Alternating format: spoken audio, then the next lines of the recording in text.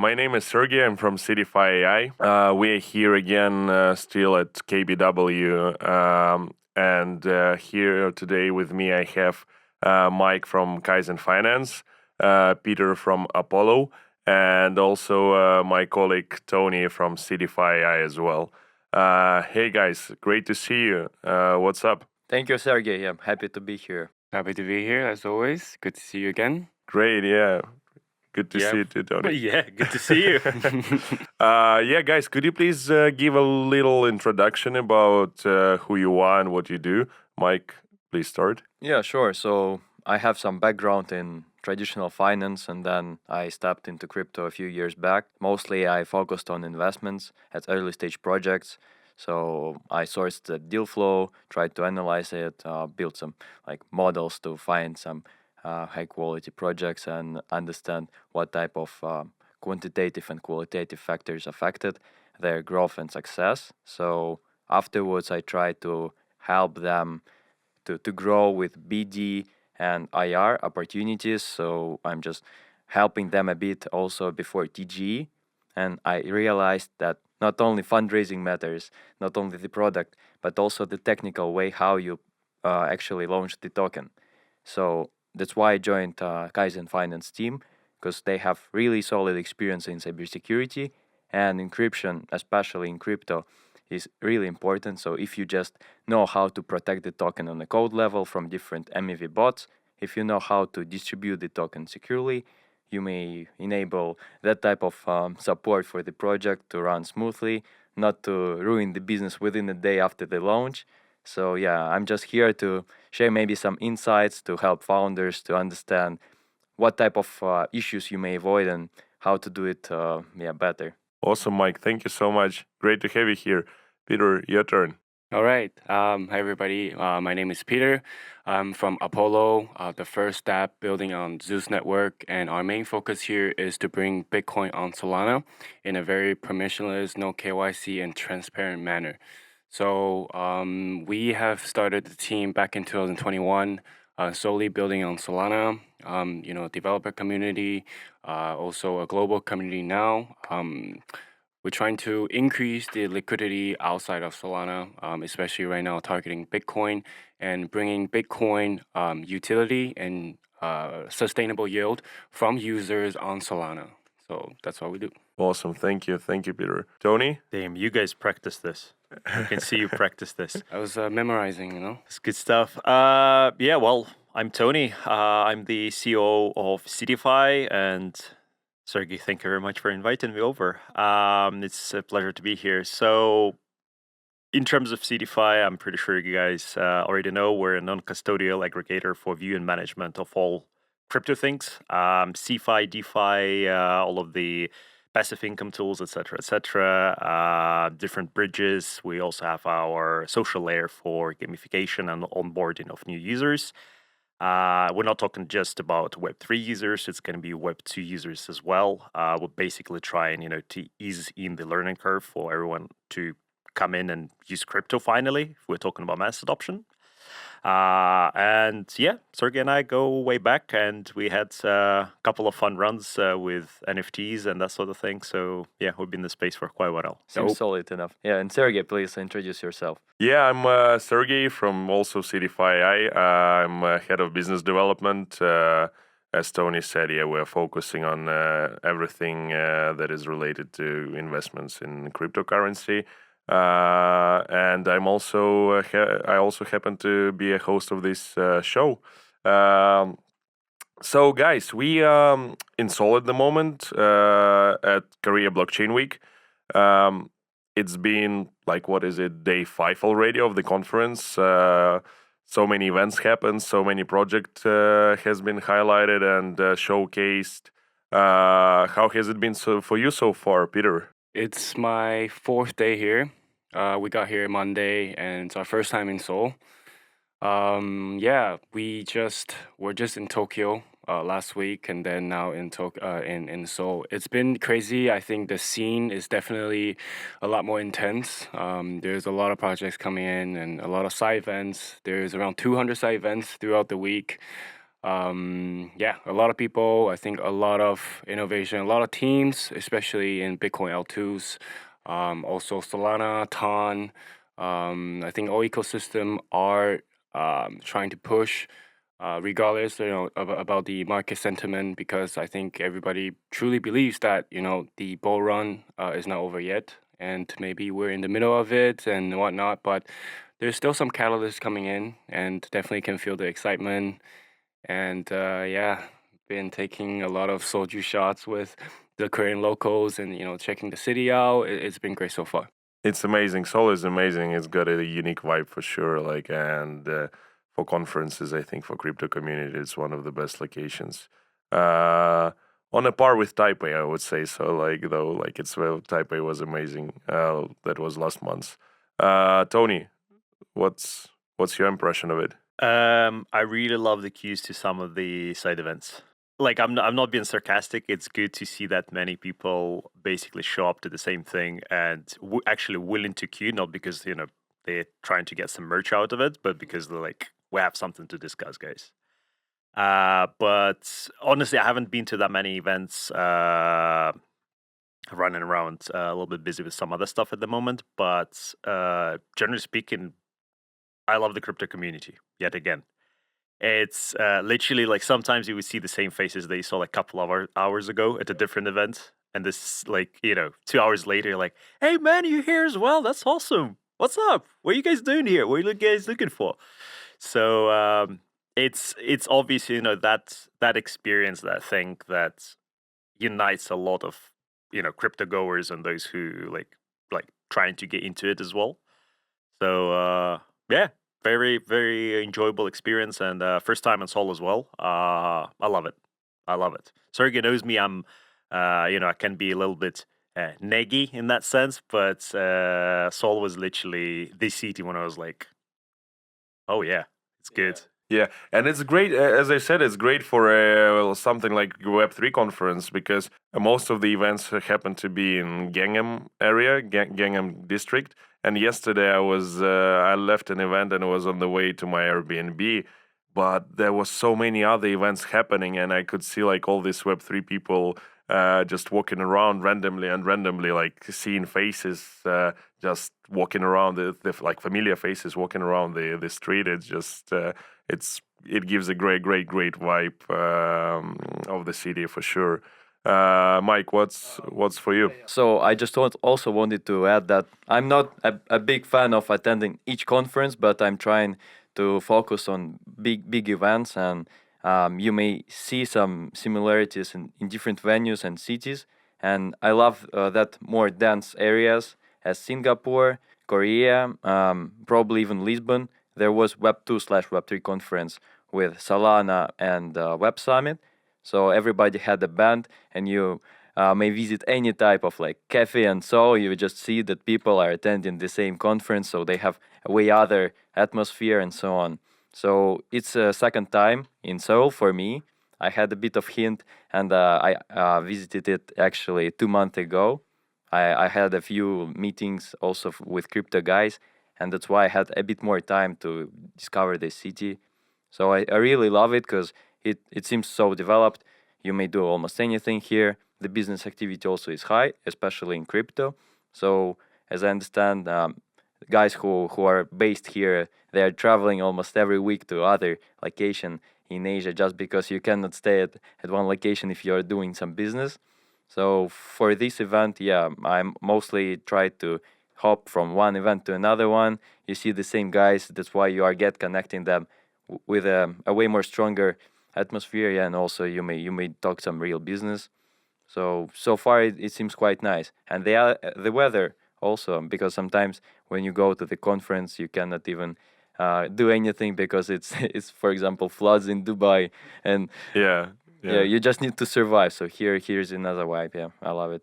What about the projects? Like anything that you've discovered for yourself, like that surprised you that you haven't been familiar with before, for example? Did you spot anything like that here? I'd say, yeah, I've seen a few projects that I haven't heard before, and I was so surprised that I want really to do a bit of more research just to realize whether it's true or not.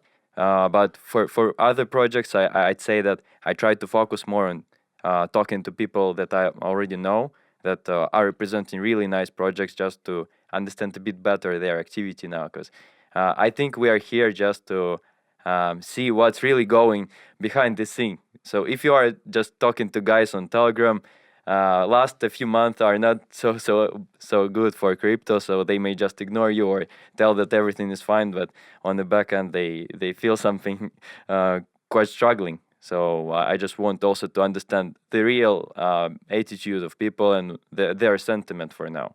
Yeah, I see. Yeah, Mike, for you basically as like somebody who is interested in investments, researching other projects, in order to stay in the context, like you really need to cover pretty much everything that is happening in the field.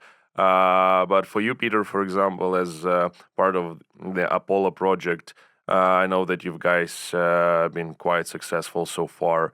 And what's your focus here? What are you focusing on? And what's your goal pretty much like on at every conference that you go to? Yeah, I still remember the first time we met. It was in Hong Kong. Yeah. It was during the On a Bitcoin boat. on a boat on a yacht during the Bitcoin conference. So the goal for us has been the same. We've been constantly trying to raise more awareness about the Solana ecosystem and the activity, the DeFi activities happening on Solana. But throughout these months, we've been talking with a lot of BTC L2 projects and also people who hold large amount of Bitcoin, for example, miners. I think these guys are here for the long term, maybe less speculative on the pricing, but more thinking, a decentralized future. And, Bitcoin is the true digital value, on the blockchain. So we've been focusing on talking with projects and getting more commitment for Bitcoin and moving on to Solana. So we've been talking with a few projects, and of course, you have met Kyle from Stacks. These guys are serious builders, and they have a great community as well in Korea. So, just like Mike said, on the internet, during the especially on Twitter, when the price is bad, people are quiet, right? But first time being here in Korea, really, I see a lot of people showing up to the different events. You see familiar faces like you guys, different events, but at the same time, there's so many people that were not maybe on the internet and showing up, be like, hey, like I followed you on Twitter and I know about your project and stuff like that.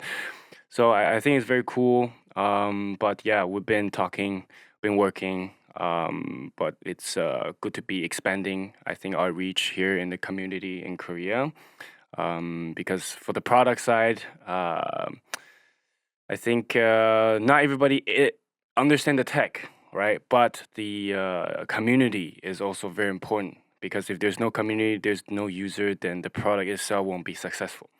So I think here focusing on getting the awareness, letting more people know about what we're doing, but at the same time seeing old friends, making new friends, connections, and trying to build a bigger community.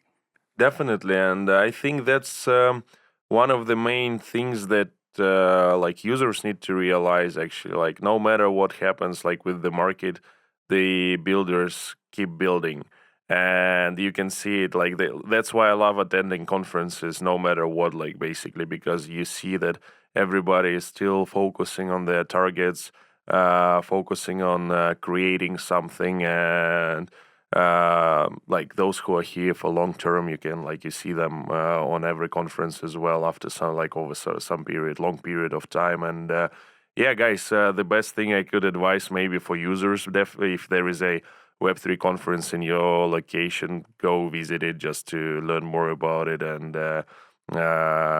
build some confidence for yourselves in the space. But for the from the community building point of view, what do you think the best practices are at the moment? Like what the project should focus on at the maybe at the early stage or once they already got some awareness and they've got a product or like a ready product, like what should they do? Like could you take us through that? Yeah, I think we can definitely share the story of our project and the team. So, community, I think our team background is a little bit more interesting because we are a developer community in Taiwan locally. And one bottleneck that we had earlier on is that we couldn't find any developers. to hire, right? So then back in 2021, when we first started, we formed something called Gen 3 in Taiwan, and we collaborated with top universities, and we offer free workshops to them, teaching them how to code, on Rust languages. And then eventually we did our first few hiring from that. Yeah, so it was a quite inspiration, I guess, to the developer community as well. There is actually Web3 job out there because I think it's hard to find jobs or look for opportunity besides referrals, right? So I think this is the early stage of hiring part, but at the same time, token holders or NFT or meme coin holders, the community, the degens, sometimes it is easy to find information online, but a lot of times the information can be overwhelming, right? There's so much going on. So just like you said, coming onto the conference, meeting the team in person, building the personal connection, I think it definitely builds a connection and a trust between the team and the community, and at the same time seeing different teams coming together and always like helping each other build connection is very helpful. So yeah, we're very lucky that we met good partners, and continuing that connection and passing on and helping other projects. For example, we come here. There was a team called Fidelion. They're very strong presence in Korea. They're NFT project. And yeah, so basically we give them a warm intro in Taipei, and then they really appreciate that. And in return, of course, in Korea, they help us out a lot, and introducing us to good teams, good people, and just kind of expand from there. So I think moving forward, we hope to do that the same.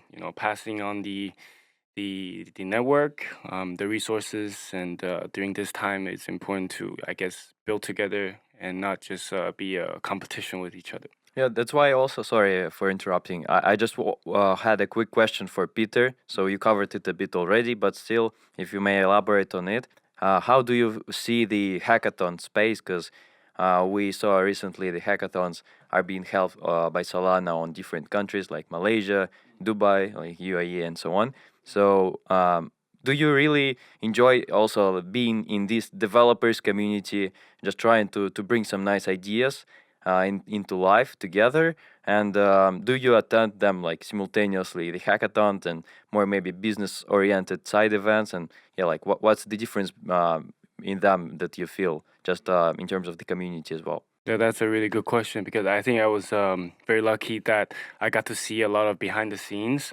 So hackathon, yes, like Solana has been doing a lot of hacker houses around the world, in Hong Kong, Taipei, Malaysia, London, a lot of it. And I attended the one in Vietnam, and also Hong Kong, and obviously Taiwan.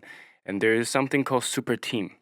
So Super Team is basically an developer community formed by the Solana Foundation, and they offer workshops and hackathons, grants for developers to strive. So I think my experience with hackathon is that there are a lot of teams wanting to build, right? But they don't have a direction, and maybe they are just developers without marketing or without growth. So they focus on building product, but sometimes they're not that sensitive with market sensitivity. So they focus on building the product they think is right, but the users don't think is useful. So I think right now we're seeing more of mentorship, inside the hackathon, where the developers can come up with a product, but then get instant feedback from the community or even online, where people can, give you feedback and say, hey, you can do maybe this way is better. Maybe you can try a different way. So I think one thing about crypto space is that it moves fast.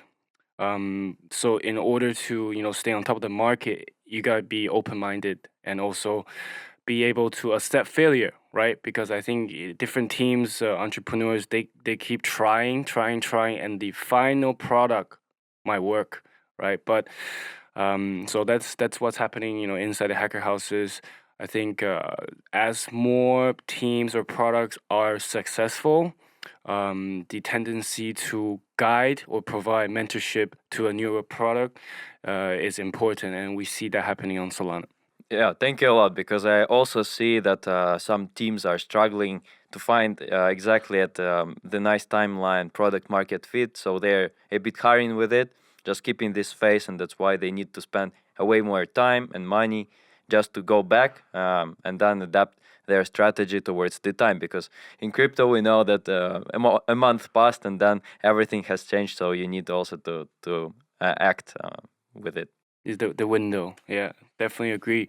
I guess you focus on helping projects to be sustainable, right, and providing them with different strategies. So yeah, the timing is very important, because you can build a great product, but if it's behind, then usually the first mover gets all the market share, right? But I agree. So timing is very quite important. Some of the projects that can be also a little bit early with what they do and how they deliver the information about it. So while listening to you guys, one of the questions I do have, do you think it's beneficial to have any sort of, grant program, any, essentially any type of funding to be tied to the community voting? Because like on the one hand, we're talking about decentralization and, giving a lot more power to the end users. But then on the other hand, for the more complicated technology, it's going to be a lot harder for the majority of users, to take in votes to actually understand what it is. So they're more likely, at least in my opinion, to opt in for something like, AAA game instead of, some piece of technology that they're like, oh, Jesus Christ, that's a lot of like documentation to read through. I'd say, yeah, there are a few nice examples of voting in big protocols like Uniswap and Jupiter, when the decentralization really wins big VCs who hold like a bunch of tokens and so on. So still, it's not, I think, the best way just to manage everything. But if you want to also to connect with your community, it's one of the approaches.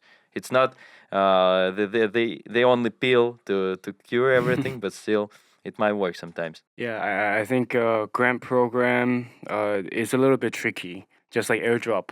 Like, is airdrop good for the community or is it bad? Because it is a burn rate for the foundation as well, right? So I guess for the grant, there's few ways to do it. I think one way to deploy the capital for the grant is more efficiently would be on milestone basis. So instead of giving a big chunk of grant to a project, maybe they take the grant and not build anymore.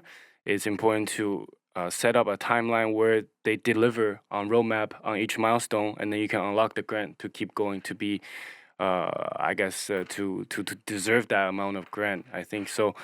Grant is essential for early projects, because not many projects or early ideas have the I guess strong backing to get funding from VC, right? So from smaller hackathons, from local hackathons, maybe like $5,000 USD can help a good team with a good idea to achieve something that can potentially turn into a consumer product.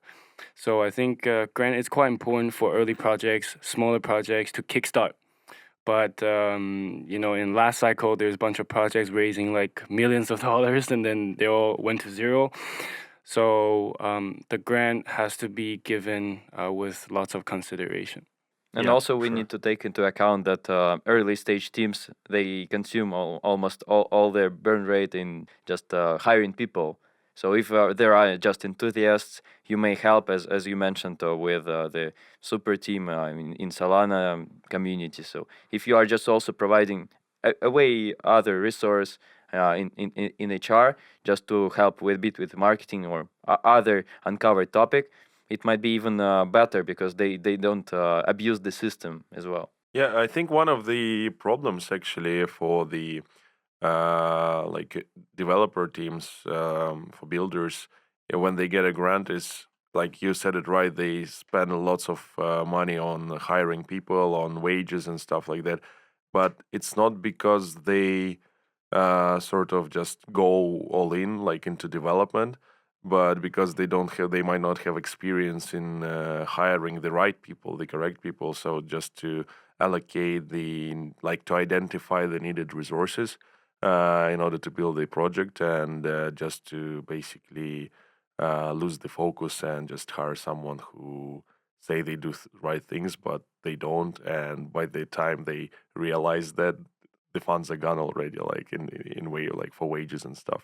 So you said it right. Like probably some grants programs that involve sharing experience, some like teaching materials, like educating the builders how to hire the right human resources, like build the strategy and stuff like that would be probably more beneficial for the both builders and the ecosystem in the long term. Yeah, and these relationships should be sustainable because if the market is liquid, everybody need money. So that type of incubators and supporters, they ask too much sometimes, just Yeah. to cover their costs. So they get quite a big token allocation. They may ask for some additional like money just to cover everything. But still, if it's more about synergetic and just like a supportive act, it's the best way to help founders. Yeah, one of the reasons for that, I think, actually, is because of the so rapid cycle change of the market, basically, because everybody is trying to move fast and trying to get the best possible income within that time frame that they're focusing on. They're not looking long term, like. But if you actually remove that factor of the cycle and actually start building something with the view of like 5 years, 6 years time, and not just okay, we have like 6 months to build something, then make like 5-6x's. Like that's what most of the VCs do now. I think they invest in the project like at a crazy valuation, then they get allocation and they dump it all at TGE, for example, at like 3 or 4x's because they just want to make sure that they actually make profit now. But if they thought a little bit in a long-term way and actually invested their resources with a long-term view, over time it may result in a much better yield potentially. I think also it's cyclical because if you are investing for the long term, you wait too long and then you just didn't have a chance to get at like high price the asset back. So your funds are being illiquid. At the next time you're thinking I need to grab it because otherwise I'll also like sit without anything for some time. So it's also being cyclical in this way, and it's a trade-off between like paper and diamond hands. Yeah, I'll touch on a little bit about the hackathon and like founder mentorship. So we mentioned about super team. I will share a little bit of the stories from Solana side. The super teams recently last month in Japan, they launched Super Team Japan, and we supported them. They had something called the Founders Village. So this is in between the times where the hackathon is held, and they have a whole week of activities and a program to support founders. After the hackathon, after you raise money, they teach you about how to start a project, how to run a business efficiently, do the hiring, marketing strategy, because every founders are not. Maybe some founders are still new founders. You know, some founders are multiple entrepreneurs where they're more experienced, but there are new ones that just came into the space, and with the rapid change and the unfamiliarity with hiring and budgeting and marketing can be expensive, especially if you want to go into a global scale. So what Super Team and the Solana community does is that there are founder village where you meet different founders, and there are also, for example, Jupiter. These are the bigger names that their team comes down and support these newcomers as the team members, and also there are people who are marketing specialists and there are developers, because these two are very different type of people. Some of them just focus on coding, and some of them are focusing on social media, and content is super important. And we're seeing a little bit of a shift.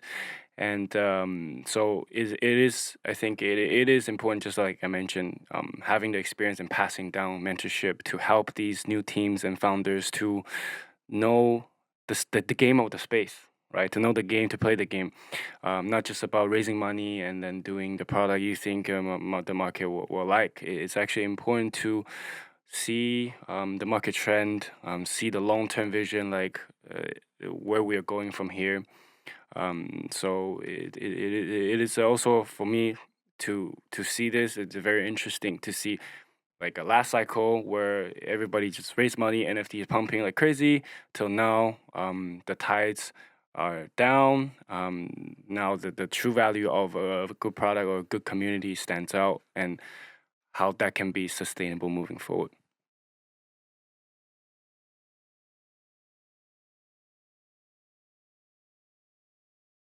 The mentorship, you mean the program?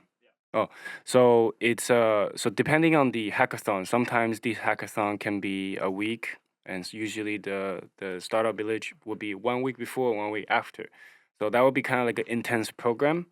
But then throughout the years, there is multiple occasions where it's a 1 month like a camp. So after token, there is something called Island DAO, and they are going to Thailand 1 month. Anybody can apply, but you need to be approved to go. And throughout this 1 month, developers, BD, marketing team, they'll actually go remote there. They stay together in one place for one entire month. They live there, share ideas, challenge each other, help each other out, and maybe have some new partnership or new product come out. So I think people look forward to those, especially those who are keen to, be aggressive in this cycle. And this is something that we haven't seen before in the previous run, where people are mostly just focusing on their own stuff. But in Solana ecosystem, we see more collaboration and I guess feedback from different community and share the experience of their own teams. And does this mentorship happen for like some percentage of the company itself, or how does that happen? Yeah, I don't think they charge money because everybody pay to go. Yeah, everybody pay to go, and I guess yeah, there are like consulting firms or companies that charge for services to obviously advise, because these advice are valuable, right? These advice are valuable, but one thing about the community is that they're willing to share, and like you mentioned, sharing is free. It's crazy. Yeah, it is free. But to get there, you need to have a certain amount of requirement that met. Not all the people that some people go want to party, but I think these camps are very concentrated and focused. So people pay their own out of the pocket, go there, spend time, and yeah, trigger some new idea. Something that I heard you say, I don't think it's a good idea to put those two words, camp and centered, like in the same sentence. But yeah, never mind.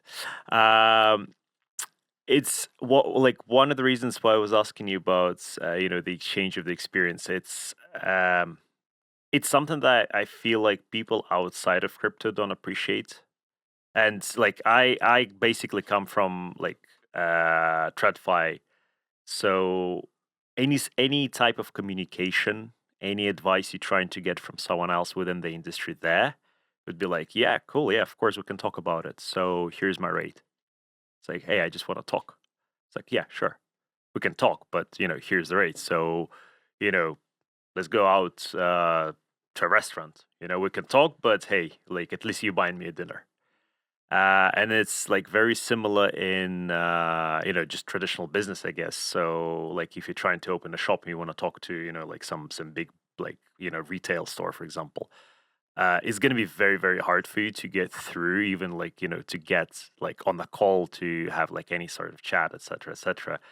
And then within crypto, I've seen it like personally myself, and I've been like on the both sides of the spectrum, giving advice and receiving advice from like someone like way higher up. And it's one of those things that like once you get used to it, like you stop thinking about it. But for people like especially like outside of crypto, I think it's going to be like a little bit weird of an experience. It's like, yeah, you can literally just go talk to someone like really, really well known and experienced, and if they have the time, they'll dedicate it to you essentially. Like personally speaking, like I've been through that. Like sending like earlier days back and when we first started, trying to BD, trying to talk to projects, and they don't know who you are. Like I've probably sent like 100 different messages to these projects and I got zero response, right? So but I know how it feels as a marketing BD, and it is part of the grind where sometimes you just question yourself, like, am I doing the right thing? But then I think work ethic and reputation will prevail, right? So if you stay consistent, being in the space regardless of price speculation, and trying to just be there, right? Showing up to conferences and telling people like, hey, this is what we're trying to do, and this is what happened to us.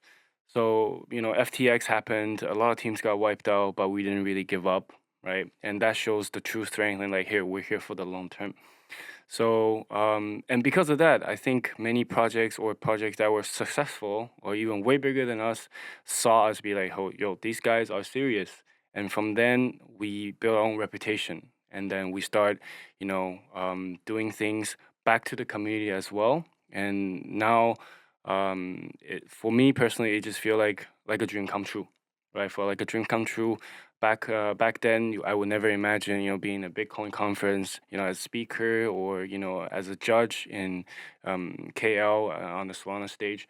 And these are the things that, like, I personally don't take it for granted. And I truly believe that if you're out there trying to make things work, trying to hustle, good things will come to you. And this is something that I think our team never take it for granted. And this is our team culture, is that we've been from the bottom, and we're not in the top, but we're in the process of. But it's important to continue building good network and help each other out. And we have definitely gotten help from a lot of bigger projects, and now we're at a point where we can help projects that are smaller than us, and these are all free, right? So. But at the same time, we do collaborate with partners that offer advice for their service, and of course the companies to get paid, and there's monetary exchange there. But I think what we see in the community in Solana is that there are a lot of help for free, but at the same time you need to fight for the opportunity and make sure that you're just not asking dumb questions, but you're prepared.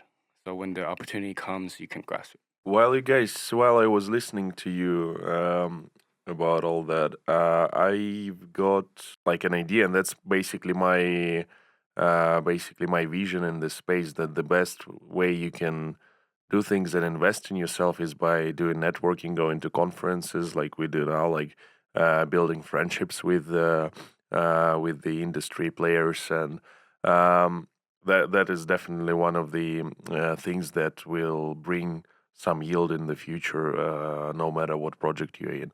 But what would be your advice for someone who can't afford to go to a conference, for example, or has to build some relationship with the industry remotely, like trying to connect with somebody on LinkedIn or on Telegram? And we know that the conversion rate, like, of such connections into something tangible is very, very small.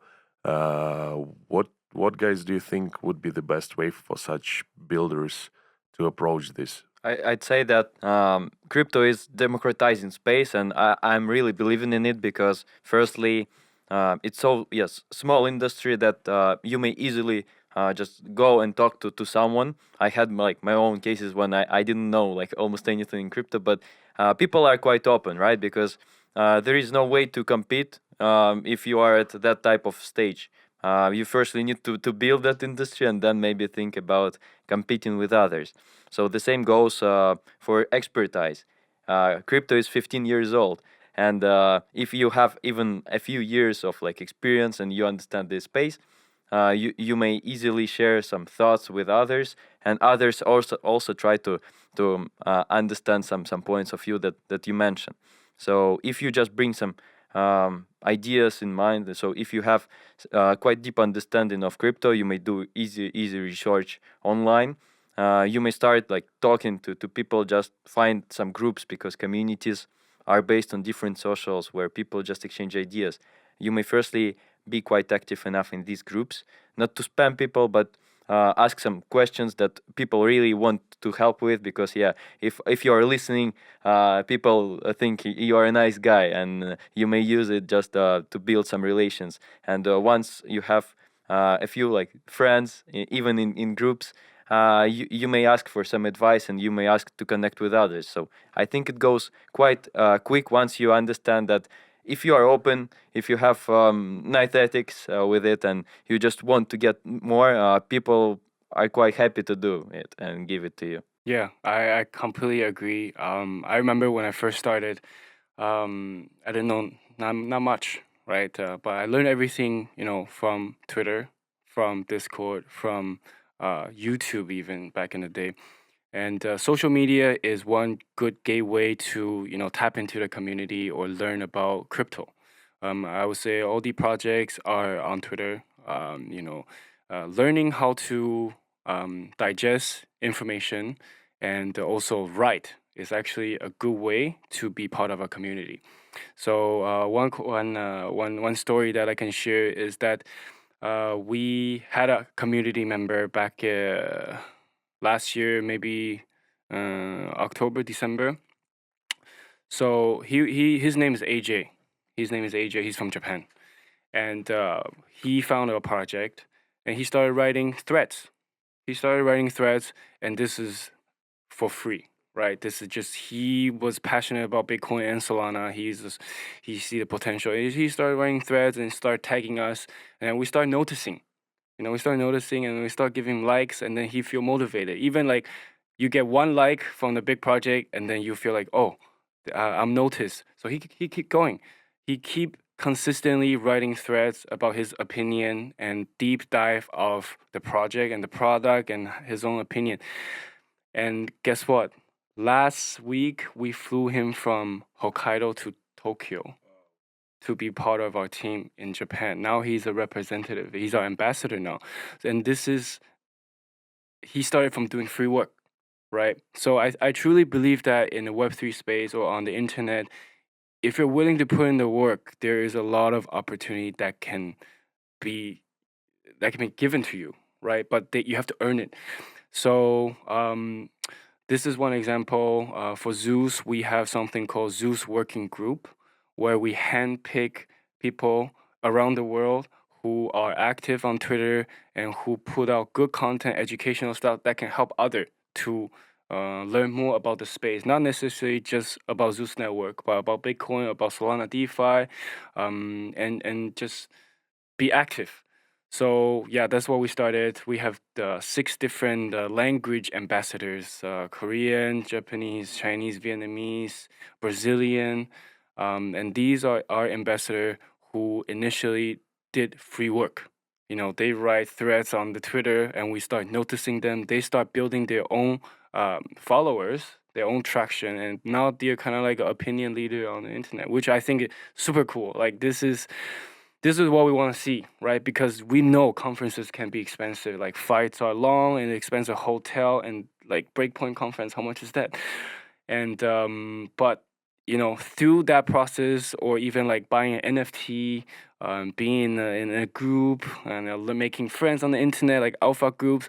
Through these groups, you actually are able to get in project early, or make some good return and build a bond, and eventually like sometimes you meet in person and be like, holy shit, we made it, right? So it's interesting to see from, like, I was part of that, and now I am the one behind the project and supporting these causes. So like I'm thrilled. I'm really excited for these people, and it is a blessing for us to be able to support them. And it's kind of like passing down the torch, like, hey, you guys, here's some opportunity. You guys got to earn it. And yeah, these guys now are on a regular monthly token payload. So for the work that they do, we incentivize them with token now. So they started with doing free work, but now they are have a small salary. Yeah, huge well done to you guys. Yeah, just to sum it up a little bit for the viewers, basically, if you're a user, if you're just beginning in the space, join a community, join a project, like find a project that you like. All you need is just a computer or phone and the internet access, just so that you can learn about it, read about it, and start writing about it, like spreading the word, spread information about the project. Be like find something that you can be passionate about, and it will be easier for you. And also on the other side of things, if you are a project and if you see somebody who is doing that for you, for your project, don't forget to reward such users, because these things get noticed on both sides. And if you do reward such users, you will get more users like that wanting to back up your project, want to spread awareness about your project. And I think that's the one of the key things maybe for healthy community building, probably. But yeah, that's inspirational. Well done to you guys for doing that. And yeah, I think like, yeah, that guy is super happy, I'm sure. Yeah, like just to touch on, he first doing that, and then he was recruited for a Zeus working group, and now he's part of Solana Super Team Japan. So it's like each step that you do, your personal growth helps you to go on the next stage. And I'll be excited for him too. I think he right now he's helping the Solana in Tokyo with like events. So he started from just a profile picture on the Twitter and some threads. Now he's in the space working. And he always messaged me. He's like, yo, this is my dream come true. Like, I've never thought about this. And like, for me, it's touching. Yeah, it's like part of the journey. And it's something that I think no one should take granted for. Yeah, it's just like in simple words, first of all, think about what you can give rather than what you can receive, basically. And then in the long term, life will return you the reward for sure. That's how things work. Yeah, it is. It is. It is. No, that's what I've been like guided by pretty much. Just enjoying meeting new people at the conferences, making new friendships. You never know where it can lead to, basically. But people are the main asset for sure. 100%. I still remember, sorry. I still remember when we first met in Hong Kong, and yeah, we drank Mao-Tai together. We drank Mao-Tai together. Mao-Tai is an alcohol from China, a very strong liquor, 53%. And yeah, it's just crazy how we got together. And because the reason why we drank it, because it was a meme coin, right? So we talk about community, we talk about NFTs, and this year the trend about meme coin on Solana and everywhere like Ton or Ethereum, it's a sense of belonging, right? And yeah, we drank Malta and see then how far we got, right? From Hong Kong and to Dubai and then Taipei, and now we're in Seoul. And it's the people. Yeah, it's a genuine connection, and sometimes through these communities, NFT community, meme coin community, you find these good people to continue the journey, right? And just like one by one, more people are in the circle now. Yeah, with meme coins, for example, it may start like with as some degen stuff, but it may end up in a few years as some like proper product. Like these communities, they can build something that you wouldn't think that they would build. That's also going to be the survival of the fittest. Because like if well, okay, I guess now we're going into the realm of meme coins. Oh, here we go. Open the floodgates. We needed to do it at least. Yeah, we had to touch on that. Yeah. That's true. No, but it's like everything that you guys mentioned just now, I think it all boils down to you start like I think that's how many of us actually entered the space. You start in crypto doing something fun that you like. You start doing something with the community, with the people you like, just for the banter of it. And then at some point, you either start getting your own ideas, like you basically spot, a gap in the market, and you're like, I can make this work. Or you just, like become like a part of the team and you guys start developing something. And then, once it gets going, you realize, well, this is actually, like a whole actual business, something that is helpful for the users and something that, can keep my, family fed.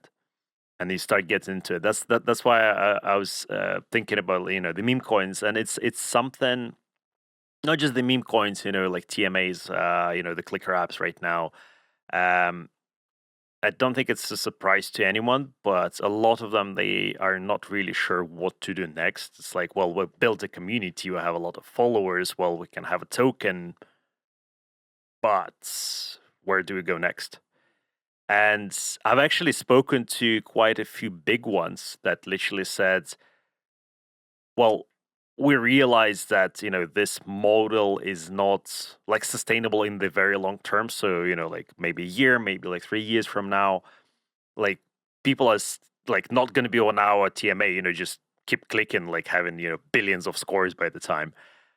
So a lot of them, they realize it's a good like fundraising strategy slash awareness strategy, getting the community involved, etc. But we need to move on somewhere, and that's when they start thinking about, okay, here's the the benefits that we can bring to the community. Those are the products that we can build upon, and those are the things that our community gave us feedback about.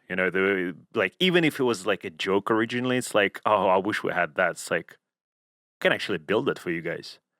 So I think that's also, and it kind of circles back to like one of the early conversations we had regarding like what's more important, the community voting for the things they want to see, or the builders just trying to get the money like as a grant or like any other type of funding. Yeah, and also I've reviewed one research on meme coins and the factors that might be a bit more helping them to succeed. And the main idea on meme coin is just some random community driven like idea, because if you do like launch a meme coin by your team of devs, if you are just trying to gather people together, grow your socials, and then do some manipulated launch, it wouldn't just be driven by users. So you cannot get real hype and engagement of them, because I know that for Dogecoin people didn't sell it even it was like $0.5, because they believed that they need to keep building until like $1 and so on,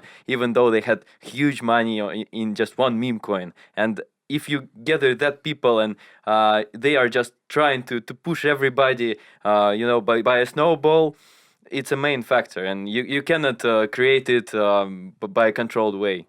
The thing with Dogecoin, I think it's just already it's become some sort of phenomenon where like all the supporters who still hold Dogecoin, they will keep it no matter what, pretty much. They're not there for profits. But we must remember that 99.9% of the market, like, they're here for profits. And with most of the Not things, Vitalik. not Vitalik, Like, I'm obviously. not selling like, anything. yeah. But yeah, so it's very rare to it's very hard, I think, to gather a community that would just 100% believe in your project no matter what, or in anything no matter what. Like Dogecoin becomes some sort of a religion already, I think. So yeah, it's very, very unique, and it's no longer meme coin pretty much because of it already. But with I don't know if we're gonna see something similar. I thought one of the candidates maybe for the same thing could be like in long term, like Notcoin on Ton, for example, because it was one of the first coins that descended from the Telegram mini app and got listed on a centralized exchange. Will be interesting to see if history repeats pretty much. It's not as memeable. Yeah, of course not. No, No, there is no good cute dog behind it. Yeah, I think after listening, it's very like meme coin is it's good and bad for the chain, I would say. But just like you said, how to be sustainable, I think that's one concern. And I would give a good example on Solana. There was a meme coin called Bunk. Maybe all of you guys know. Yeah, so Bunk really formed a community because the whole FTX collapse. People lost money and they lost faith even in Solana. And Solana was like down to $8 and $20 sideways. And Bunk did an airdrop. It was a Bunkmas for Christmas, and it was a warm airdrop for everybody who was still active in the space. And people got the other, I think, a few hundred to like thousands of dollars. And that kind of kickstart the next wave of Solana. People receive it and then say, okay, this is the initial liquidity that I can get back to the game. So like max pain forms the diehard fans, right? So that's what happened to Solana. Everybody went through max pain, and then Bank somehow formed a lot of communities actually in different regions. And now we're in Korea. This year they did a Bank side event, and even still happening right now. But there is a huge wave of community and our diehard fans. And there's also products called BankBot, a trading bot, one of the most successful on Solana, doing like millions of revenues a month. And that's kind of, it became more than just a meme. It became like a sustainable, I would say, a figure and an important structure in Solana, right? And I think moving forward, we should see more meme community to do the same, because having a good meme is a good start. It catches people's attention. It is fun. You gotta make people entertained, because in the crypto space is such a attention-driven space right now. And but what you can do with the community and with the token, well, eventually can see a reshape the community itself. Yeah, the Solana community overall is quite unique because like the token has been up and down so many times, like and like big volatility as well here, and also the technology itself, like the blockchain itself, has been down so many times, but people still believe in it, and I think it just Solana community can be split up between just meme coin traders and true believers who are there like with Solana no matter what. And it's some like I think it's like what you've just described. It's become some sort of a culture already within Solana, which is very cool. And it's great to see Solana community developing so rapidly and so strong, like with super team.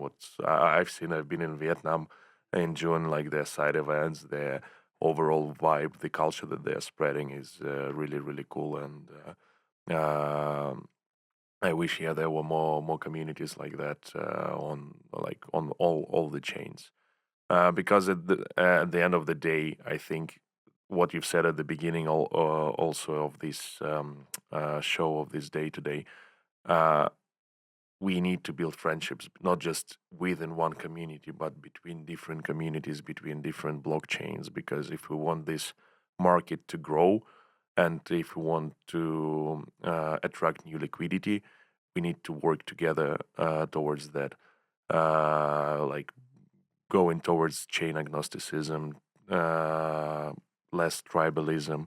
And that's why I like all this bridges development and all this latest development, where like what is happening with Bitcoin right now, where so many projects targeting BTC liquidity to move to like EVM, Solana.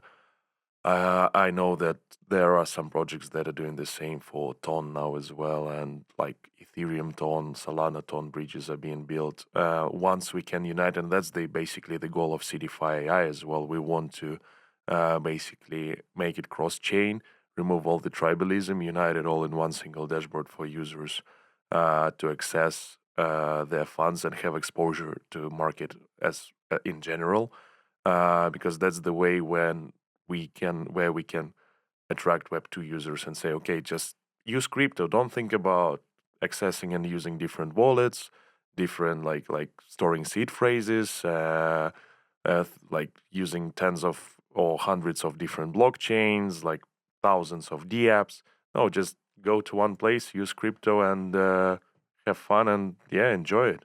Something like this. When we realize that we are just all of these chains and dApps are just small bricks in one big building, pretty much. That's when we are gonna succeed, I think, and that's when we're gonna grow. I want all the bridges to circle back without knowing.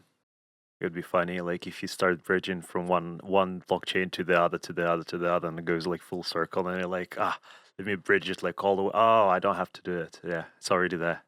That would be a fun experience. I don't know why, but when you were talking about like crypto tribalism and like all sorts of different like communities and sort of exclusive closed groups, etc., like with the tokens, with the coins behind every single one of them, I just thought of a like medieval society. I was like, it would be so weird, like imagine the history books we're reading, like there was a community, they worshipped like a flag with a dog embroidered, and they had their secret meetings and their side events, and they had their special merch. That's how they recognized each other. It would have been such a funny thing like to read in the history books, but right now it's happened and everyone's like, oh yeah, like check out my NFT. Yeah, I'm part of the community. And I was like, oh right. We need to have nights competitions then, nights tournaments.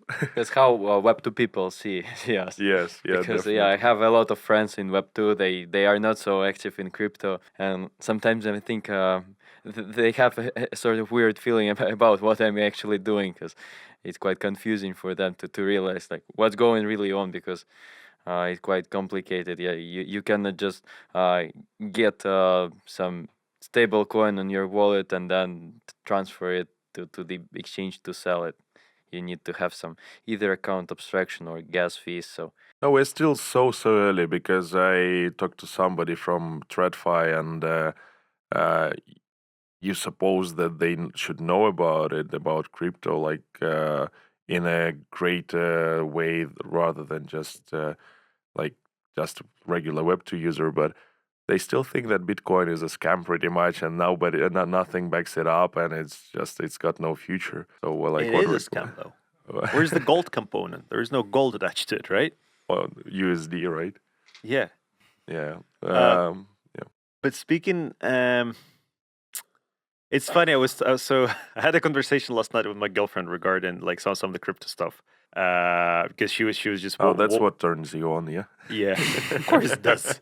No, but it was she was walking around Seoul and she was like, I saw like a massive queue and like a lot of international guys, and there was a like, what is it called? Like Tron or something? I was like, yeah, that's like our thing. She's like, I thought it's called CeDeFi. I was like, no, I mean like, our like crypto thing. That's the event that you saw. Oh, yeah, I thought so. There's like a lot of guys and everyone was just like talking gibberish. I was like, must be like that That techie sounds stuff. like a crypto event, huh? A lot of guys. A lot of guys, yeah. Yeah. And not a lot of girls, yeah. I don't know. I didn't ask. I mean, that's a dangerous question. Like, any girls there? No. Okay, I'm not gonna go to the event. No, but it was funny because like when we were talking about like people not like Web2 people not getting like the crypto, she literally said, "Oh my god, like all those names like Tom, Tron, Gas, Solana, like okay, Bitcoin, yeah, I heard about it, but like the rest, like."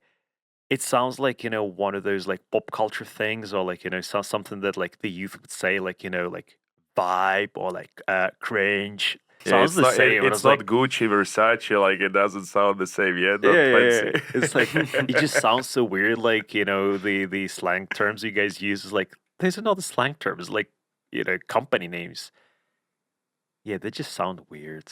I mean, like, Mercedes, BMW, sounds alright. Yeah. and also every time I Tell go, her that like all these crypto names will lead to Mercedes, BMW later on. So That was exactly my point. Yeah, that was exactly my point. yeah, just wanted to add that every time I'm going to the conference, my girlfriend also asks me not to get a lot of merch because I'm just wearing it like full time. So they also want to have some like brands and so on, but I'm just wearing different like DeFi shirts. projects and Yeah, so on. So. not like DYDX kind of merch. Like, Yeah, my big- wife likes all this merch. Yeah, that's why she's a wife already.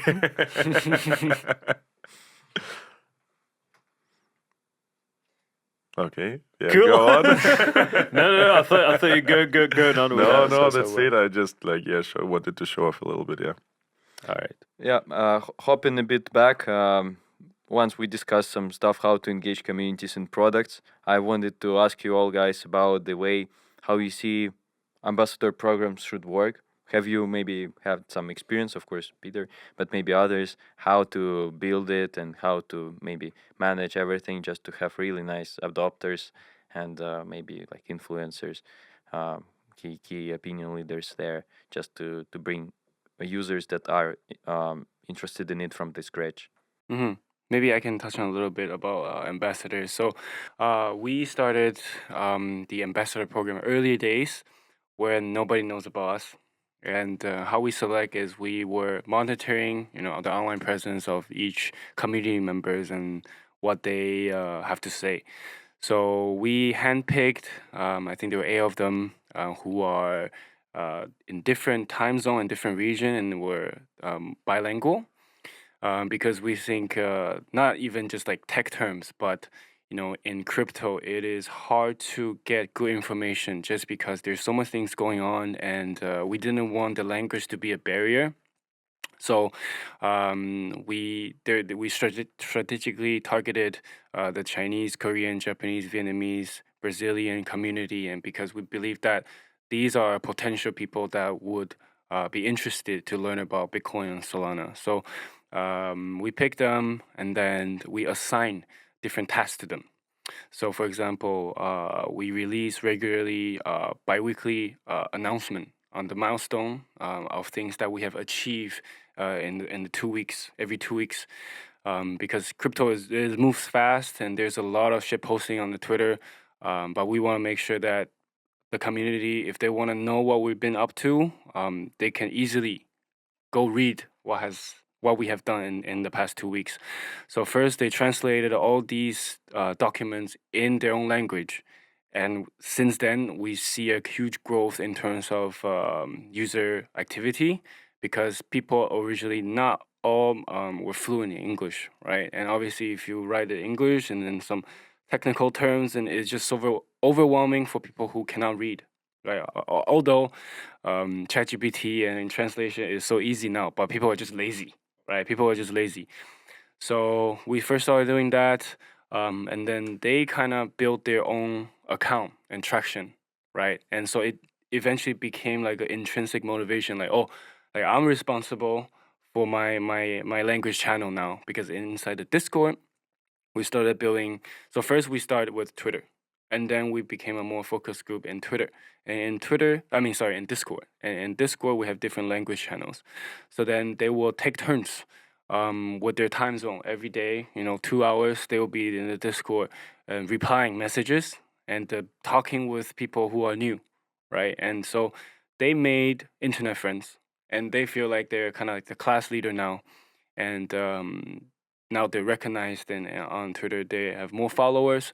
So it's kind of like a journey where at first you need to assign them with tasks, but then once they're getting better at it, they feel responsible and they do it on their own, and even they do more, like they do videos and they do content. Now they use like AI generated to image to make it more appealing. So throughout this process, everybody who didn't know how to do social media or content learned through us, right? And through the process of how do I write better, how do I create image that can catch more attention on Twitter, and then eventually they become an ambassador or even got offer from other projects to promote for them, right? So I think for us is how do we educate, how do we train the next wave of people that can be community leaders, so then they can be responsible and obviously make our job easier as well. Wow, thank you. A lot of insights actually, because I think majority of companies they don't do it this way. They just allocate maybe some other guys from different like maybe agencies to set some specific stuff, and that's it. They don't want to bring that next wave of adopters, but they just want to get some quick users to grow some metrics to show to investors to launch the token, and that's it. Yeah, I think there's definitely like other ways as well. Like you say, you can hire somebody or pay KOL, different channel with bigger account. That's also very important because that can maybe increase the attention very quickly in a short span, right? But for us, we want to build for kind of like a team and a family vibe where everybody who were the beginning from the beginning, they can grow with us, right? So we talk about NFT, we talk about community, and actually we had launched our own community NFT back in 2021. It's called Dappy Game. There's like a rabbit, and yeah, so we've had a community for 4 years, And through the ups and downs, some of them, lost interest or lost money, some of them left, but they're ones that kept going with us, and through different pivots, different products, they stick through with us. So for our token launch, we actually gave an airdrop, 1% of our token airdrop to our very, very OG NFT community. So that kind of revived the entire community, and they're like, holy shit, like we're live again, because we see the NFT community. There was a huge bull run last run. Like NFT was like pumping, everyone was like minting on Solana. Oh shit, like. But then it kind of died down, right? And everyone was like, oh my god, NFT is over.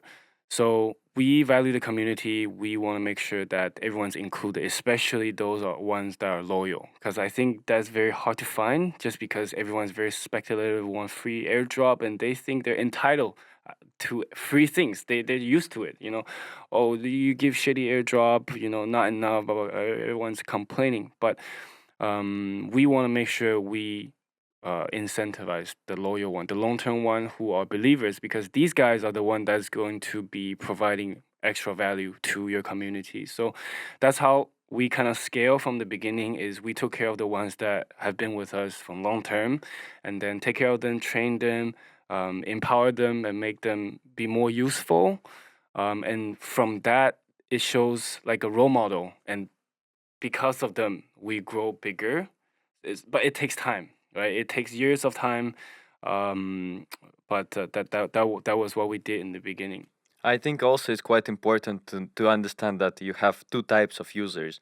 That are for the long term and that are adopters, loyal people, and also for short term that will just create a hype, quickly enter, quickly exit. But still, it's also another part that you need to manage, because they may help you for some specific moments just to scale the community. Because I think a part of them become the most loyal guys, because everybody I thinking they are going into crypto just to earn quickly, and only a part of those people, even though they may lose money, they sit and start thinking, well, what's going on, like what is Ethereum, or like how should I create a wallet, and then it just goes quite seamlessly, right? Because if you are engaged, you'll go really deep, and then you just understand the real value of it and what you may do. 100%. It's the community is a very interesting topic, and it's quite important, I think. Yeah, especially for projects to have users. Loyal users is very important. I think there was a huge debate on airdrop as well, and how projects and teams are rewarding active user, long-term users, and not just farmers. So for example, for Jupiter and for Camino, like these two teams and projects are like the most used on Solana. And the way they incentivize their users is with token airdrop, right? But the way they distribute the token airdrop is by a timestamp. So how long you have used and how frequently, but not by volume, right? Because a whale can simply just do a big swap. Oh, I have 200K volume on your platform, give me my airdrop, right? But instead, they take in the consideration carefully. When was the first time you use it? Are you using it consecutively and continuously? And then they reward them that way. So I think this way, these users are then, they want to use it more, right? They eventually become your regular users. So I think the rewarding, loyal community and doing an airdrop in a structured way that it promotes sustainable usage is quite important. And then this is something that everybody's trying to learn.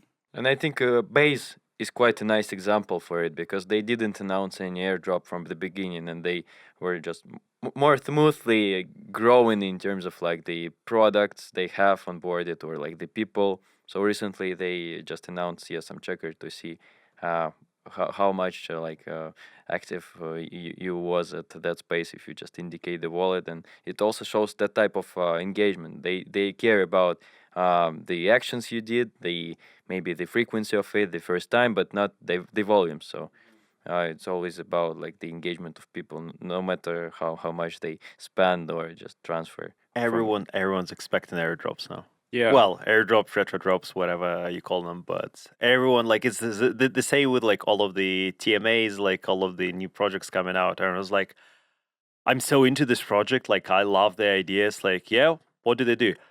Well, they're getting listed soon. That's all I know. So I really like that project, and I'm just gonna use the hell out of their functionality. I'm gonna stake, hold, swap, like everything I can do, and yeah, really love the tech. It all looks like the thing with NFTs back in 2021, like 120, where like NFTs dropped, like it was just a JPEG, and nobody was expecting anything from it other than it to be a JPEG. But over time, like obviously expectations started growing and growing and growing, and now, for example, if till like some TMA launches, they don't say anything, and everybody starts expecting it like to have an airdrop in the future. But what if they don't do anything? For example, People become disappointed. yes, But at the same time, they already have enough hype going for them. I think you participated, or you checked out Venom, right? Venom blockchain. yes, I did. Oh, that it was one of the examples like of the worst work with expectations, and actually they didn't deliver on what they Well, what they they gave promised. out NFTs, Yeah, they did. premium NFTs. Anyone?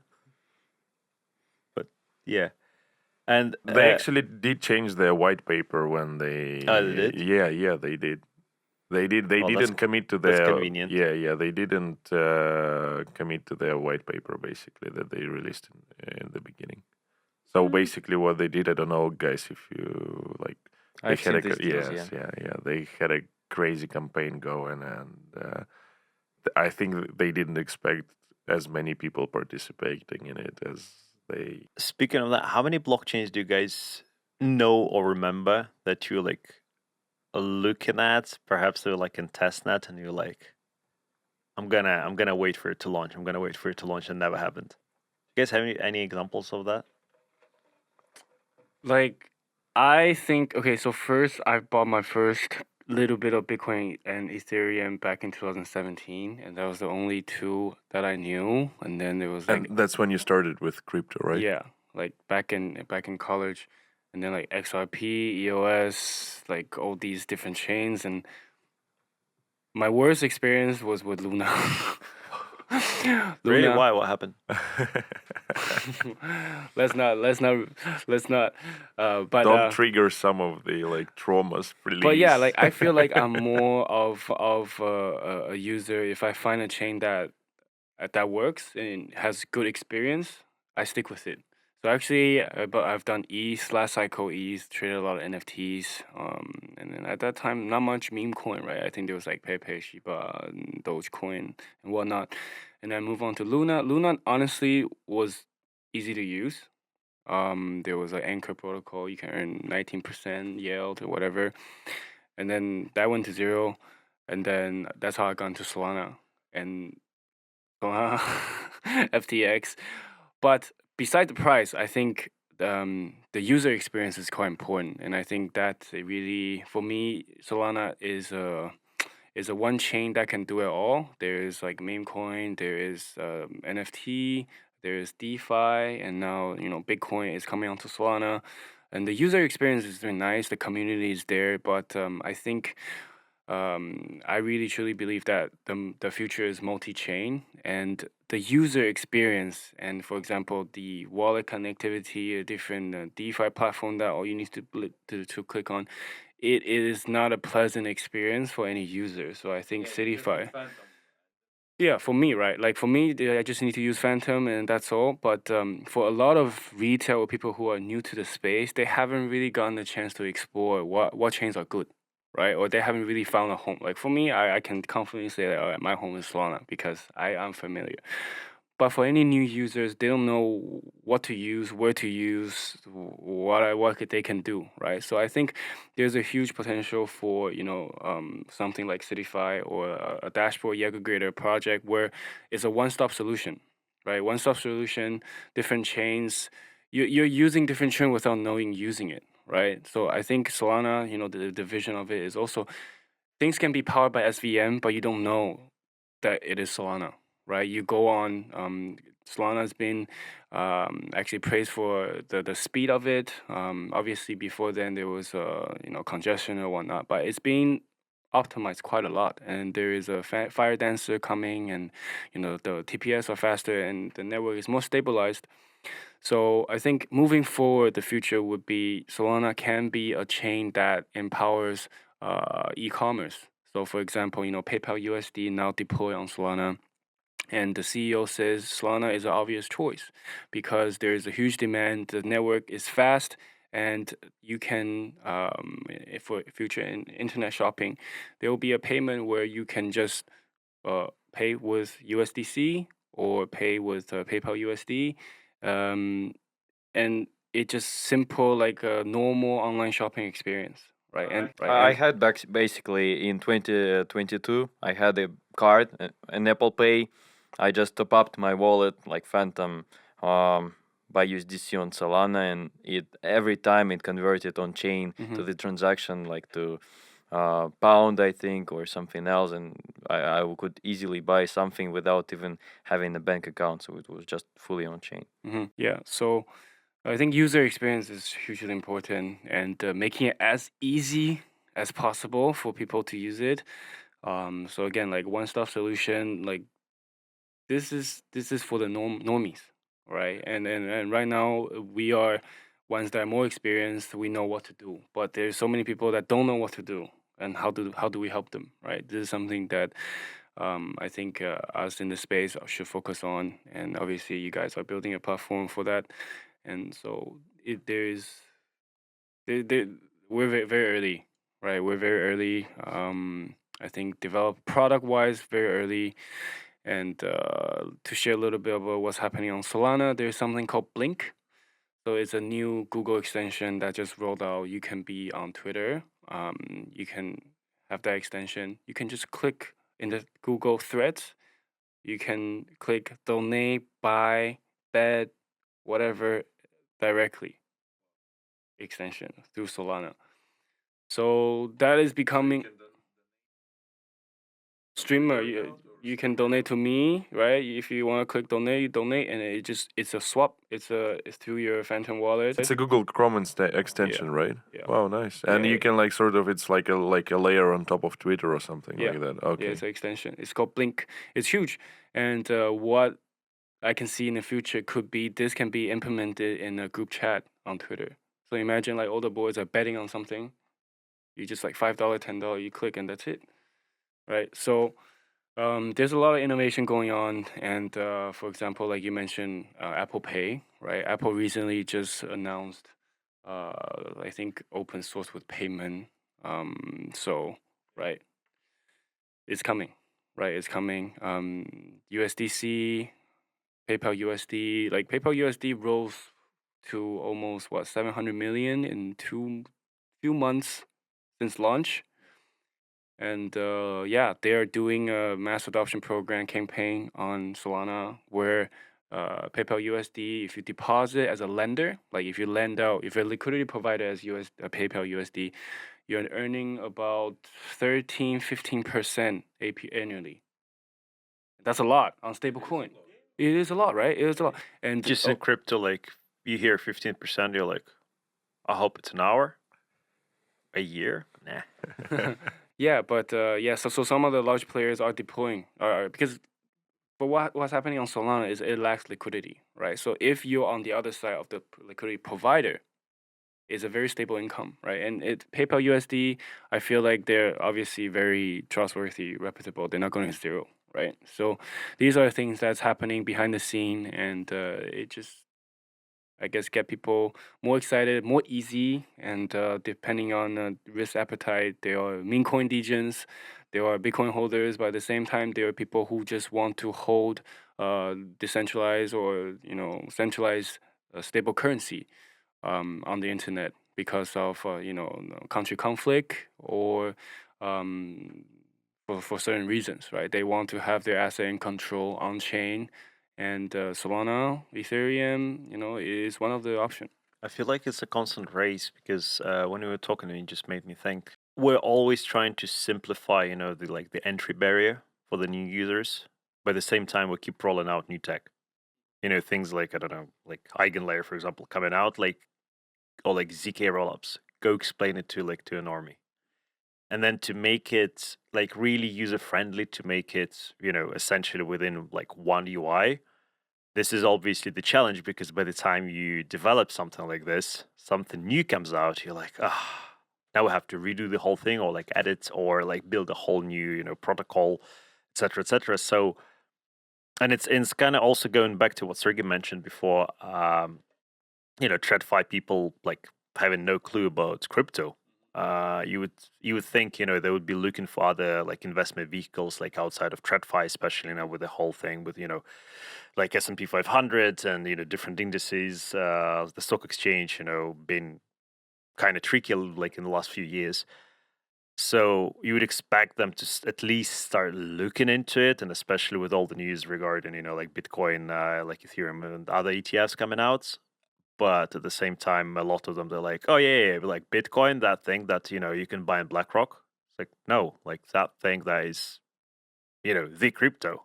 It's like, yeah. Like, so it's that constant race. And like, in terms of, the user adoption and how it should look like for the end user, because like it's not a coincidence. Like we're not even thinking about it. We're just saying people outside of crypto, like the normies, and like we're the crazies, the cuckoos, like the people who are like, this code is beautiful. I mean, look at the gas optimization. So with that being said, like the analogy that I always have, it's like the future will have to be cross chain and chain agnostic, because most of the population would not be able to comprehend the complexities of everything that's like we have going on right now, like all the bridges, rapid here, rapid there, like liquidity staking, etc., etc. So it'd have to be the same experience as you get like in a grocery shop. You walk in, the currency that you used to like use in this particular grocery store for any of the products, like because you would never go like to a grocery shop and see Coca-Cola imported from the US, so I have to pay like in American dollars, and then like this thing is imported from Japan, so now I have to pay in yen. Like you would literally just go to the counter and you don't care how it works. You have no idea how the cashier does that magic. You just like, here's my money, here's my product, thank you very much. So like that should be the end goal, and I think that's where we're trying to get into. And it's really funny. Speaking of that, something I forgot to ask you: how's the Solana phone doing? Solana phone? Yeah. I think there's two versions: one Solana phone 1 and Solana phone 2, and I think they are doing. I guess in what way they're doing, in what ways, but I think marketing wise they have done a great job, because everybody who bought the phone are covered from the airdrop. So it's basically a free phone, right? And Solana phone actually is the beginning of many things, because Solana phone, it has a decentralized wallet as well, right? Decentralized wallet, and for us, we're also building a wallet, and it can be powered by SVM. So what it means is that on the phone you can have a multi-chain wallet, right, powered by SVM. So that's something that we're very excited about, and also DePIN or decentralized network is a huge thing.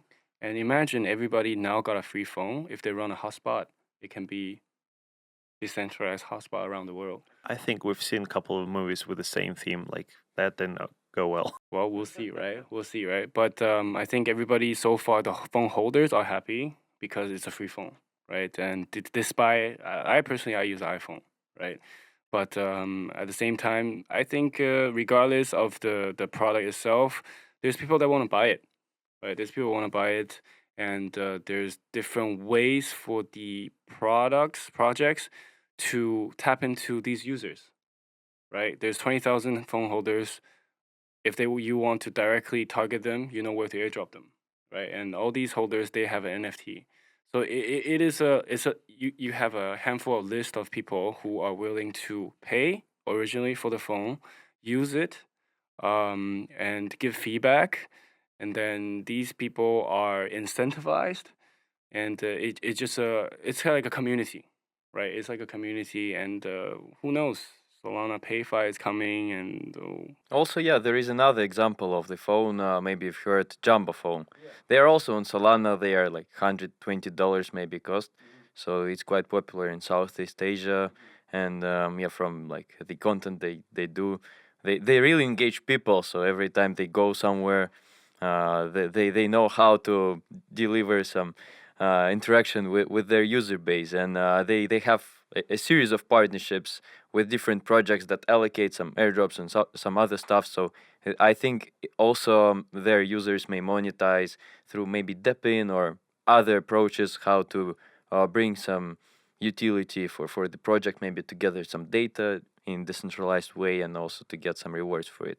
So I know also there is another project on Ton with the same stuff, but I haven't heard anything after they launched sales. So probably we have other examples on different blockchains. Did you guys hear? I can't remember. Might be Solana. I do apologize, but which blockchain is doing the handheld console? what is that handheld? Like a PSP. like a PSP, yeah. PSP. Shit, not sure. Not I don't. Not I've There read it- was the game, video game by No, Beat like Boy. the actual console itself. I read it a couple of weeks ago. There was a is- Beat Boy project. Yeah, Beat like Boy. The Beat Boy, Oh, they're like a here. Game Boy stuff. No, like not retro. Okay. Like I think it should be like on par with like Steam Deck right now. Hmm. I can't remember, but I saw it in the announcement. Some blockchain, like at least they announced that they're looking like to get into this sector. Maybe Sonium because they're from Sony, so might be a case. Might be, but anyway, I can't remember. But I just saw the title of the article. I was like, yeah. Scroll down, and I'm thinking like it's again, it's a very easy way of like reaching out to the audience because you already have like a lot of games like on Web3. Say, hey, well, just go play those games, and it's again, well, speaking about the business side of things, you can obviously have a store similar to like Steam, and you could just start selling Web3 games there. Obviously it helps out the like the publishers, the game developers, etc. But then it's a very easy way of getting like literally very mainstream. It's like you have your wallet on your deck. That's it. Cars next. That's why, yeah, for main pitches, especially during the bear market, if you are a gaming project and you have some time of like some plan of expansion to different consoles, right, to PSP, to Xbox and so on, we might have a case that you attract any type of users, even in Web 2, and the blockchain is on backend. So if the gaming project in crypto goes to hugest platforms in gaming world, like outside of crypto, it might be a really nice way to distribute the content. But still, it's quite hard. Yeah, even if you launch the app on Apple Store, you have a huge conversation with their moderation team because they don't get it. You need to showcase them everything regarding your product, that you are not a scam and so on. So it's still early stage for it. On Apple, yeah. I mean, those guys. The whole separate topic. It's like they want to have a cut of absolutely everything, but then once they don't understand like anything to do with crypto, then it becomes really complicated. Yeah, guys, just to keep in mind the time that we've got remaining, Peter told a little bit about how he got in crypto. Mike, could you tell your story? What was your first steps? Yeah, so space. actually, my dad told me that so I started to hold some crypto. It was the bull market of 2021. So he gave me like some small pocket money. He told me just try to explore it. So I explored it a bit. Just bought some stuff, then sold it mostly at the peak, and then forgot because I had some stuff with the studies and so on. So later I was looking for a job, and When was it? What year? yeah, it was 2.5 years ago about Oh, it. okay. And the company reached out to me from crypto because I had some relevant experience also in sourcing some deal flow in Web2, in fintech and other venture capital like industries. So I used my knowledge and expertise in how to build the scoring models and the evaluation models for project at early stages, how to like check what's going on and how you may try to assess them. and quickly joined crypto. So it was quite hard for first month just to get all the contents, because I was just an average user. I had the MetaMask, of course, like downloaded at that stage.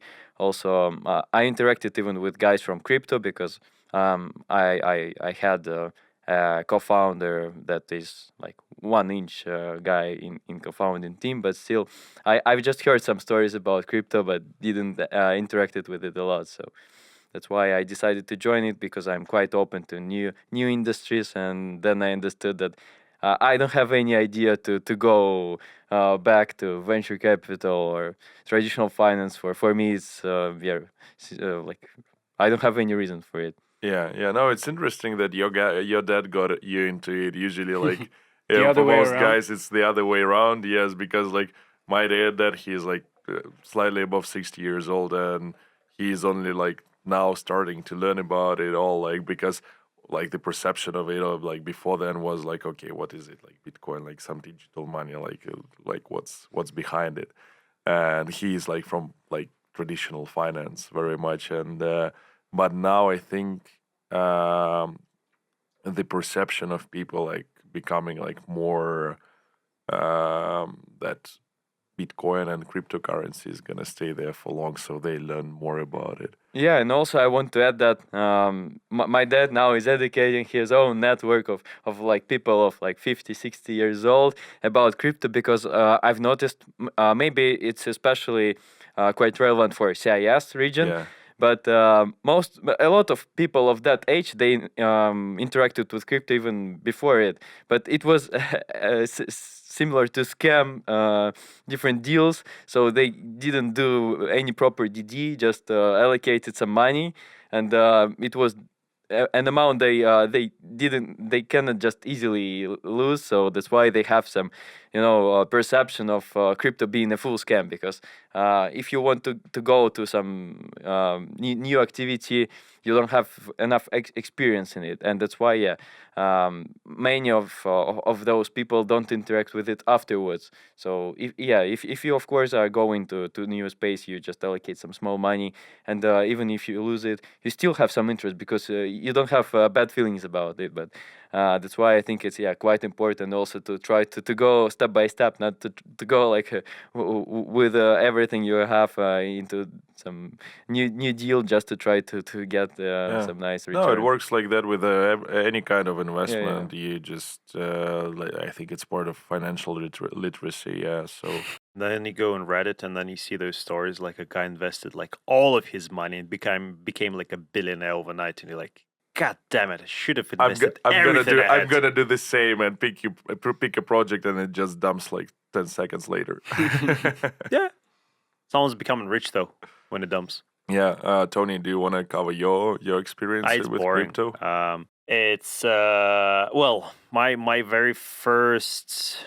I think my very first experience with crypto was like, I don't know, 2013, 14, when I well, crazy at the time guy at our uni who was like, "Hey guys, have you heard about like there's like a digital thing, like you can buy weed with it, and like it's crazy, like this is gonna be the thing. This is gonna be the thing, trust me." It's like, wait, for drugs? Well, yeah, but like, listen. Like, in the future, you'll be able to buy everything with it. Like, trust me. When it goes mainstream, like, it's okay. It's for drugs right now. It's like, are you high right now? It's like, no, I'm not. But listen. This is the thing. So that was the very first time when myself and like some of my like uni friends were like, what is he talking about? But I circled back to it. So I did, well, Forex brokerage, that sort of thing, for some time. And then in 2017, the company that I worked at the time, they decided to do their own ICO because, well, I mean, it was the time. Yeah, that was the time. So like obviously not only I had to like learn everything about it, I was essentially like, the front man of running the entire thing. And we had a well, pretty big, I think it was like 11 cities over like 9 days. Like in Europe, there was like a whole road trip that I had to cover, and I was like literally pitching in front of the investors. And the funniest experience was in Switzerland. We had 2 or 3 seaters there because it was like literally what you see in the movies, like, very like expensive, like some boutique hotel, like in a like private like restaurant area, like all of the like elderly folk, like bankers, just sitting down like with their like expensive pens, writing some notes down, like in in the actual notepads, like, so let me ask you this question, and then you're like, hey, crypto, it's crypto, man, like, don't you get it? Like, it's crypto, it's like digital money. It's like, okay. And then I think what was I remember, because I remember around this time it was like a whole lot of discussion, and as I still remember the scene to this day. I was discussing it with some of my colleagues. They're like, so you think like Ethereum has a chance of going like above $60? Like, no, I mean, like, yeah, my market cap, yeah, kind of low, but hey, $60. I mean, dude, like I heard some crazy guys speaking about $100. Maybe like in 3 years, maybe, but yeah. So yeah, and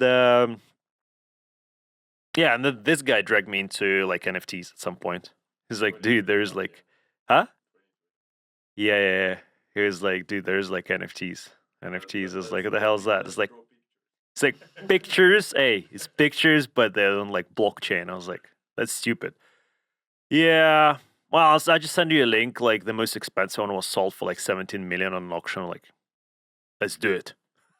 Simple Yeah, as he that. was still skeptical, but he bought an NFT like I'm for still 200 bucks, Oh. and then like 5 days later he sold it for $1,000. So that's where You all change his your perception, skepticism. of course. That's where all his skepticism was gone. Dude, I like the very first one I bought, that was the last one I sold, and it was already like way down in the bear market. So the highest offer I had for it at some point, so I bought it for, it was $180 because it was whitelist. The discount, I love discounts. But yeah, that was the very first one. I held on to it for the longest time. The highest offer was like 12,000. I was like, nah, it's gonna go for 20. And then the bear market came, and at some point I was like, well, 12,000. Someone said 12,000, 10 maybe, but I still ended up selling for like 6 or like 5 something. Yeah. Yeah, still That's good decent. good amount of access. Yeah, Yeah. that's Uh, yeah. Until you get any money back, it's a nice amount yeah. for crypto. Do you think NFTs are gonna stay with us? Like, is there any future for NFTs? Just like quick thoughts, and then we're gonna wrap it up. Yeah, so my quick thought would be just I recently got introduced to NFT community like Pudgy Penguins in Asia, and I was really surprised that they are alive and it's a real community. So they do have some nice activities, they collaborate and so on. Yeah, and even if you don't hold any NFT, you may still like join it. So it's quite open. So I think for NFTs, we won't see the same prices as we've seen previously for some JPEGs. Of course, people are talking a lot now about RWA, NFTs as like some certificates and so on. So I think it's really a future because it's a way how to do like some digital any type of documents with metadata and so on. But still, from NFTs, we've got that type of the community, that type of you need any type of symbol that unites people, and then it might be NFT, it might be anything other. Just you need to find some similarity. Yeah, well, you said it pretty perfectly. I think application of NFTs, everything's on chain, data's, certification, ownership of things, RWA. Like these are use cases in the future. NFTs could, unlock doors, right? I think NFT, people think NFT is dead in a way, maybe price is dead, right? But And they think about JPEGs mainly, like all these collections. on the surface level, right? On the price. But what NFT can do, there's a lot that can be done, right? Use cases, applications, and like you mentioned, Pudgy Penguin was a great example.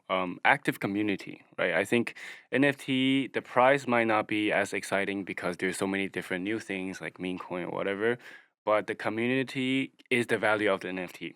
I believe if you're inside, for example, inside the Pudgy Penguin, the network that you meet, the people that you meet, the value that can be generated from meeting within that community is is something that money maybe cannot buy, right? So I think I'm bullish on the community, but to see another moonshot of the price at 100x's, I'll be excited to see. Yeah, I'll be excited to see. Budget Penguins is funny. I saw a couple of guys wearing the t-shirts here as well. I think they were like one of the first ones to make the smart move and to literally say we're not an NFT community. We're like an intellectual property. We're a company. We're a brand. Because it was at a point. It's like the same as with meme coins, as as we touched upon for Doge. At some point, you got to realize we have enough community, we have enough outreach power, like awareness in the public, money, like everything, to actually start moving from this bantery phase to actual here's our business model, here's what to do, like here's what it does, here's so some of the products that we'd like to establish and so on. And I think Budget Penguins was the first, well, at least it was the first one that I heard about, that were like, guys, we're not an NFT community. Yes, we have a collection, but hey, it's not about JPEGs. And that's probably one of the very like few ways for any NFT community and any NFT collection, even if it's like considered now, it used to be considered like a blue chip collection. This is like one of the few ways to actually, well, survive and perhaps thrive in the future. Yeah, and also it's quite sustainable, so they don't need to monetize even these people. They have some commissions from trades, and also they have nice BD. So Budget Penguins, they had the distribution to Walmart. They have some merchandise, and they just earn from it and get some engagement from even Web2 guys. So and this symbol is quite nice. So it's just like the penguin. Everybody loves penguins. It's not mad and so on. Guys, I think it's been a great conversation. Thank you so much for coming, for joining us. I would like to give a great, huge credit to Dubicro Studio here in Seoul, and creator and founder Donik. If anybody is looking for a studio in Seoul, please, we will leave all the links included, and have fun for the rest of the KBW. Always happy to see you guys, and see you around soon. My Yeah. pleasure. Appreciate Thank you it. so much. Thanks for having me, Sergey. Thank you, gents.